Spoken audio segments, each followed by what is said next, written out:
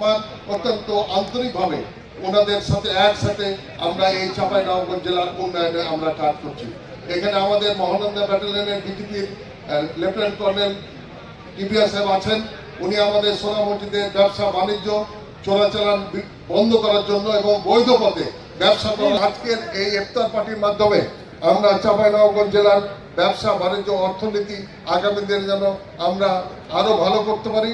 দেশের এবং আমাদের সবার যেসব সদস্য আমাদের মাঝ থেকে বিদায় নিয়েছেন এবং যারা অসুস্থ আছেন এবং আমাদের দেশের ব্যবসা বাণিজ্য অর্থনীতি যেন আগামী দিনে ভালো হয়, এই জন্য আমরা দোয়া পরিচালনা করার জন্য আমাদের কারি মাওলানা আব্দুল বসির ভাইকে আমরা অনুরোধ করব।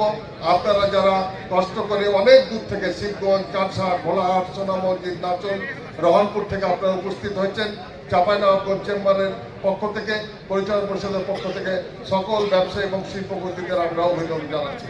এবং আমাদের প্রশাসনের যারা উপস্থিত হয়েছেন, সাংবাদিক ভাইরা উপস্থিত হয়েছেন, সবাইকে আমার চেম্বারের পরিচালনা পরিষদের পক্ষ থেকে অভিনন্দন জানিয়ে, কৃতজ্ঞতা জানিয়ে আমি আমার বক্তব্য শেষ করছি।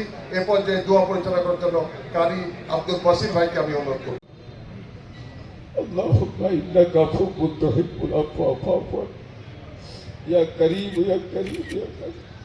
আকাশের নিচে জমিনের ভিতরে আমাদের চাইতে বড় গুনাহগার কি বসে আছেন, মেহেরবানি করে তাদের মাফ করে দাও। বিশেষ করে যে চাঁপাইনবাবগঞ্জের অন্যতম আইনদার দ্বারা চেম্বার সভাপতি মরহুম মুখলিস মাফ করে দাও। সাবেক সহ সভাপতি মরহুম মহসিন, বর্তমান পরিচালনা পরিষদের পরিচালক মরহুম আব্দুল জব্বার সাহেবকে মাফ করে দাও। মরহুম আব্দুল রাকিব সাহেবকে মাফ করে দাও। আল্লাহ নাম জানা না জানা অসংখ্য সদস্য জীবন যারা সবাইকে মাফ করে দাও।